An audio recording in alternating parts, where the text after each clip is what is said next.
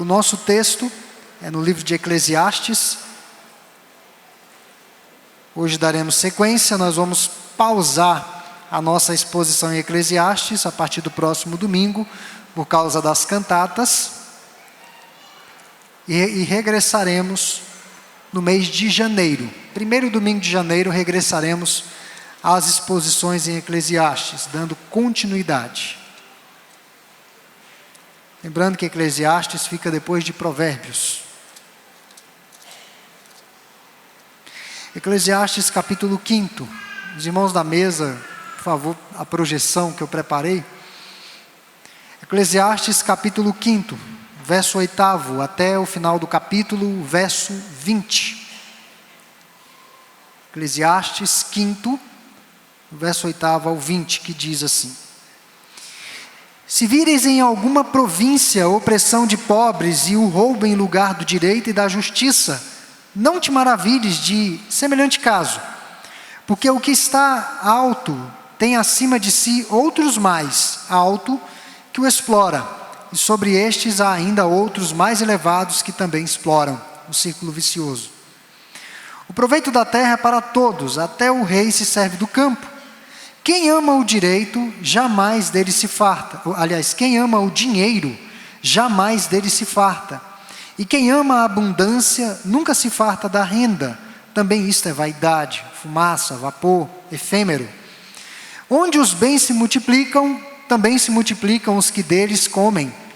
Que mais proveito, pois, têm os seus donos do que os verem com os seus olhos? Doce é o sono do trabalhador, quer coma pouco, quer muito, mas a fartura do rico não o deixa dormir. O rico come tanto, se abastece tanto de comida que tem problemas digestivos. É isso que o pregador está falando aqui.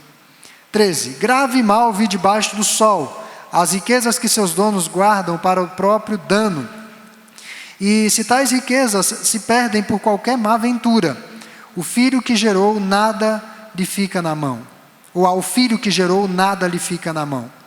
Como saiu do ventre de sua mãe, assim nu voltará, indo-se como veio, e do seu trabalho nada poderá levar consigo. Também isto é grave e mal. Precisamente como veio, assim ele vai. E que proveito lhe vem de haver trabalhado para o vento? Nas trevas comeu em todos os seus dias, com muito enfado, com enfermidades e indignação, ficou enfermo por causa do dinheiro. Eis o que eu vi, boa e bela coisa é comer e beber, e gozar cada um do seu bem, ou do bem do trabalho, do seu trabalho, com que se afadiga debaixo do sol, durante os poucos dias de vida que Deus lhe deu, porque isto é a sua porção. Quanto ao homem a quem Deus conferiu riquezas e bens, e lhe deu poder para deles comer e receber a sua porção e gozar de seu trabalho, isto é dom de Deus. Porque não se lembrará muito dos dias da sua vida, porquanto Deus lhe enche o coração de alegria. Nós sabemos e cremos que nada é mais precioso para o crente, o cristão, do que o Evangelho. E quando eu estou me referindo ao Evangelho, é o perdão de pecados e a dádiva gratuita da salvação pela fé em Cristo Jesus. Nós sabemos que nada é mais importante do que essa dádiva, é o que vai durar depois desta vida. Contudo, ao longo da nossa jornada, existem várias, e aqui eu quero deixar bem claro na introdução desse sermão, várias distrações que sugam o nosso tempo, que sugam as nossas energias. E nós precisamos tomar cuidado com isso, porque essas distrações nos tiram facilmente do foco de vida. E o pregador quer nos ajudar a vencer essa batalha espiritual. E ele toma como exemplo aqui o dinheiro, que pode ser qualquer outra coisa. E não o dinheiro pelo fato de ser dinheiro, mas o amor ao dinheiro, o apego ao dinheiro, a prosperidade pela prosperidade. Pode passar para o próximo slide, por favor. Pode passar. Aí era mais para ilustrar as distrações. Eu quero tratar aqui de algumas verdades à luz desse texto. Primeiro, a vaidade das injustiças. Está aí do verso 8 até o verso 9 do texto que nós lemos. Ele inicia falando sobre as injustiças que as pessoas sofrem por causa das estruturas pecaminosas da nossa sociedade. Ele percebe a opressão e a injustiça em todas as camadas da sociedade. Aquele que tem um pouco de poder, o que tem mais poder do que tem um pouco de poder, o que tem mais poder e daí por diante. Ele percebe essa estrutura viciada pela corrupção. E isso está presente, irmãos, em todos os sistemas. Nós poderíamos citar aqui 2 sistemas universalmente conhecidos, e no Brasil nós vivemos meio que um embate entre esses 2 sistemas. No comunismo, nós vemos que o Estado controla os meios de produção, vai tudo para o Estado. E sabemos que no comunismo, uma nata da sociedade fica usufruindo de tudo aquilo que é produzido. No capitalismo, quando o lucro ignora o bem-estar das pessoas, é apenas ganhar dinheiro e não ver o bem-estar do outro. Então, todos os sistemas vão ter os seus pontos cegos. De alguma maneira, nós percebemos que os pobres sempre sofrem mais. Eles sempre vão sofrer mais. O pregador diz, e aqui eu não estou fazendo um discurso do PSOL, eu não estou fazendo um discurso do PT ou coisa assim. Isso aí é o que Salomão percebe, ok? O pregador diz que não devemos nos surpreender com essas coisas. É uma visão realista que ele tem da própria vida. E veja que no verso 9, expressa que a sociedade precisa de um governo justo, de um governo santo, que de certa forma preze pela liberdade econômica e que encoraje as pessoas a prosperarem com o próprio trabalho. A sociedade precisa disso. O que fica evidente é que mesmo que haja um governo justo ou governantes justos, ainda assim a injustiça estará presente em todas as camadas da sociedade até o topo.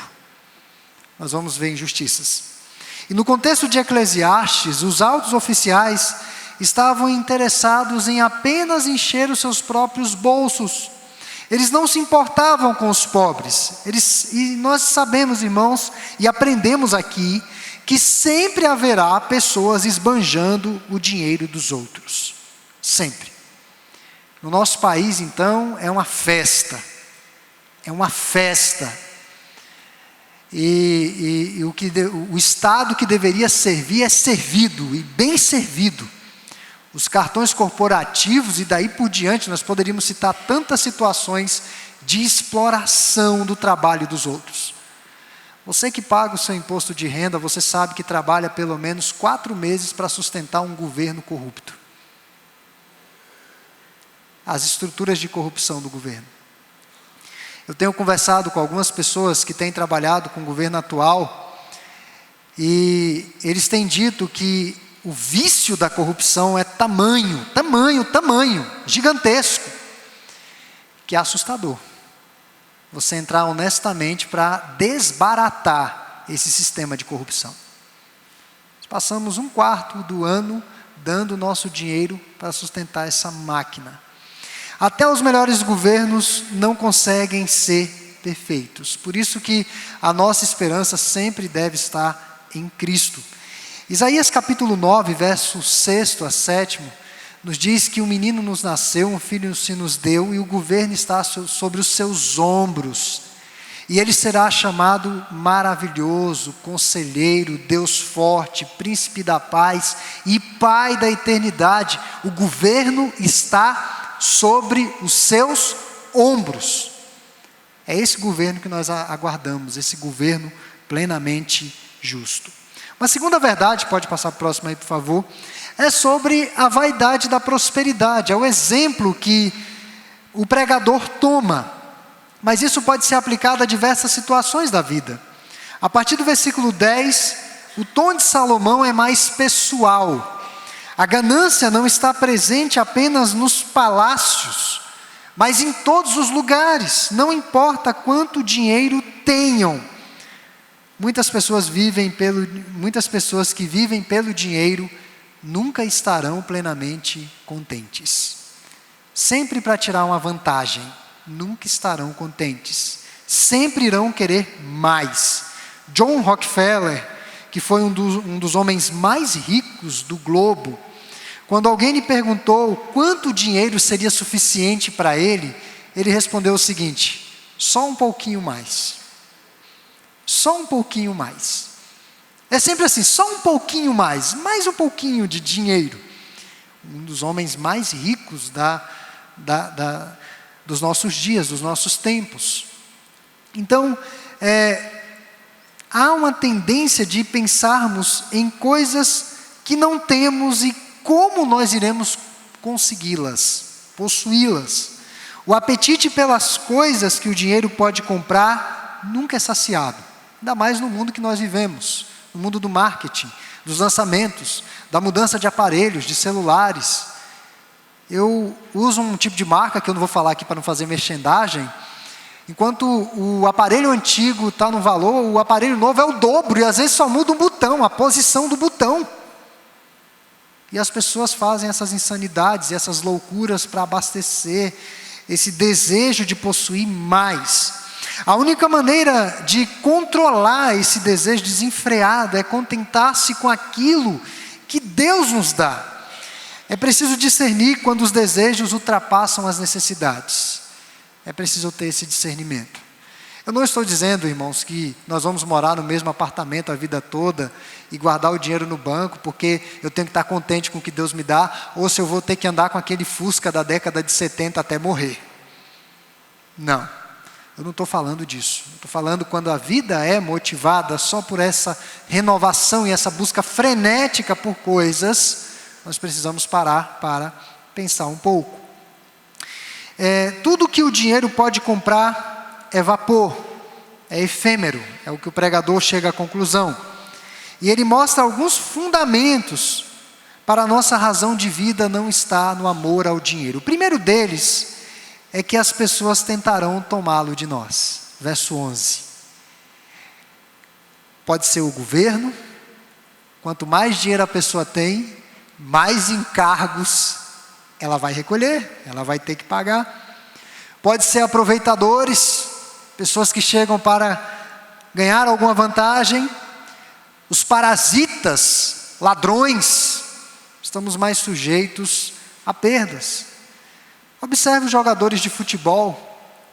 Quando eles eram anônimos, eles não tinham tantos amigos, eles não estavam em tantas baladas, mas eles têm de, agora, com o seu dinheiro, abastecer as suas baladas. Esses dias eu fiquei assim, a que ponto chega essa questão monetária do dinheiro, pessoa com dinheiro? O Neymar tem uma ilha que é um verdadeiro local de baladas. Os seus convidados vão de helicóptero, de avião para essa ilha, e ali acontecem as suas baladas. Sabe quanto é o ingresso? Nada, é a amizade do Neymar. Ele tem que manter aquele local de baladas. Agora eu digo aos irmãos que se o Neymar não tivesse o status que ele tem, o dinheiro que ele tem, ele nem seria bonito. Ele nem seria bonito. Ele passaria assim na rua, nós nem, seria alguém que passaria apagado.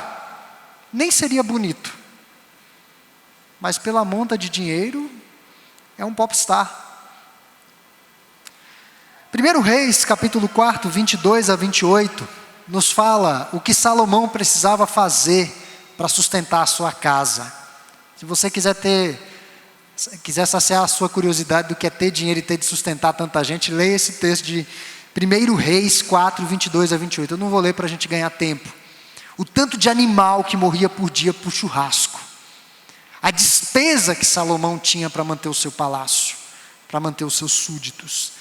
Então, primeiro, as pessoas irão tentar tomar de nós. Segundo, nos mantém acordados à noite. Como eu falei ao longo da leitura, este rico ficava acordado à noite, talvez por causa do refluxo, talvez por causa dos descaminhos intestinais. Porque ele comia demais durante o dia, comia de tudo e passava mal à noite. Ele não conseguia dormir. E não era preocupado em guardar as suas riquezas. É um exemplo que Salomão toma aqui, um estudo de caso. O exagero no próprio recurso. Terceiro, o dinheiro pode existir hoje, mas desaparecerá amanhã, é o que diz os versos 13 e 14. Então, essas são algumas das razões para que nós não amemos ao dinheiro. Eu não estou dizendo que o dinheiro é ruim em si. O dinheiro tem a sua finalidade. E o dinheiro é necessário para viabilizar muitas das nossas realizações. Mas o amor exacerbado ao dinheiro é que é o problema. A terceira verdade é que a prosperidade é temporária. Então, Salomão fala nos versos 13 e 14 da vaidade de perder dinheiro. E essa é uma das razões pelas quais nós não devemos fazer da nossa vida ter sentido no dinheiro. Ele pode existir hoje, mas pode desaparecer amanhã. Eu uso sempre aquele exemplo, naqueles tempos, década de 90, início da década de 90, 80, que a nossa moeda trocava com muita facilidade, a inflação subia demais, tinha que ter muito papel no bolso para comprar uma lata de óleo, era absurdo aquilo. E aí o governo fazia um novo plano econômico e mudava a moeda. E geralmente no interior as pessoas guardavam dinheiro debaixo do colchão, ia trabalhando na terra, guardava debaixo do colchão, ia guardando, mudava a moeda, o dinheiro debaixo do colchão. E aí um belo dia, quando essa pessoa ia usar o dinheiro, só era fumaça, papel sem valor, porque a moeda já havia passado, já havia trocado, e a pessoa perdeu todos os seus esforços. Então o dinheiro existe hoje, mas vai desaparecer, ou poderá desaparecer amanhã. O pregador chama isto de grave mal, ou seja, só de pensar nisso ele já ficava doente. E para ilustrar isso, Salomão apresenta esse estudo de caso. Ele fala de um homem rico que perdeu tudo em um investimento arriscado. E hoje as pessoas perdem o seu dinheiro em lugares como o mercado de ações, em lugares de jogos de azar. Alguns, eu espero que aqui na igreja não tenha, mas alguns ficam jogando na Mega Sena, achando que vão ganhar aquele dinheiro. Eu espero que não tenha isso aqui. Mas veja que as pessoas perdem o seu dinheiro apostando alto em altos investimentos. E naquele tempo, como que se poderia perder dinheiro? As mercadorias poderiam afundar nas embarcações atravessando rios. Se afundasse já era, não tinha como resgatar. Os oceanos têm verdadeiras riquezas, porque as pessoas transportavam e afundavam. As mercadorias também poderiam ser roubadas na estrada, salteadores poderiam roubar as mercadorias. E veja que esse homem investiu alto, ele perdeu tudo, ele não iria deixar herança para o seu filho. Seu filho ia ficar sem herança. Essa é uma das preocupações dos pais, deixar alguma coisa para os seus filhos, que não sejam dívidas, é claro. Os versos 15 e 16 assemelham-se a Jó 1:21. Nu saí do ventre de minha mãe, e nu voltarei. O apóstolo Paulo usou uma linguagem semelhante em 1 Timóteo 6:7. Nada temos trazido para este mundo, nem coisa alguma podemos levar dele. Um dia nós vamos ter de deixar tudo para trás, porque a morte irá nos levar. Um dia as crianças vão ter que deixar os seus brinquedos. Um dia os adolescentes vão ter que deixar as suas roupas, as suas músicas, a sua cultura, o Facebook. Os idosos também gostam muito de Facebook. Os adultos vão ter que deixar as suas casas e os seus carrões, porque não tem como levar. Eles vão ficar aqui. Estamos indo para a eternidade e nós deveríamos viajar com pouca bagagem, sem colocar muita bagagem. O verso 17 ilustra a imagem patética do ponto final do amor ao dinheiro.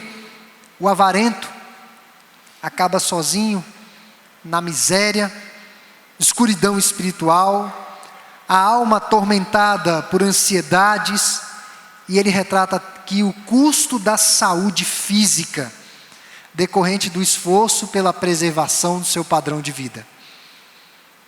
Não vou cair no meu padrão de vida, a pessoa se mata de trabalhar e preocupada, e cai numa infelicidade interminável. Então, ele usa esse exemplo, mas isso pode ser aplicado a muitas situações, não é só dinheiro, ele usa como exemplo dinheiro, porque ele era um homem rico, riquíssimo. E a última verdade que eu quero tratar aqui, o poder de desfrutar. Veja que do verso 18 até o 20 parece que Salomão entra em contradição. porque ele dá um tom tanto que pessimista anteriormente, e depois ele fala do usufruto dos bens, das bênçãos e das dádivas que Deus nos proporciona. A Bíblia propõe, meus irmãos, uma melhor maneira de viver. Quero chamar a atenção aqui, 1 Timóteo, capítulo 6, verso 17. Exorta os ricos do presente século que não sejam orgulhosos, nem depositem a sua esperança na instabilidade da riqueza. Mas em quem? Deus, que tudo nos proporciona ricamente para o nosso aprazimento. Essa palavra aprazimento é contentamento. Paulo não está dizendo para os ricos deitarem fora os seus recursos, ficarem pobres ou fazer um voto de pobreza. Paulo não está falando isso.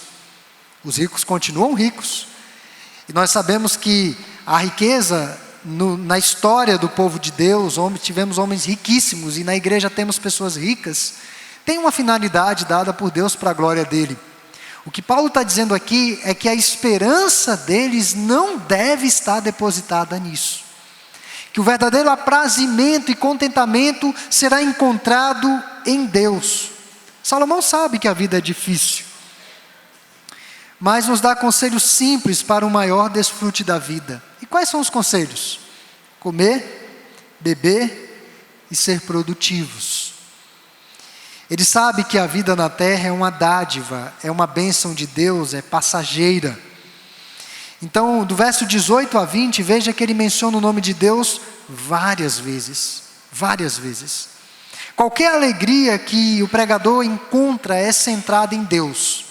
Fora de Deus não existe verdadeira alegria, só existe fumaça.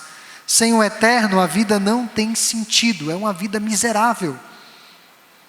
Mas quando conhecemos o Deus da alegria, tudo é revestido de um novo significado, de brilho, de vida.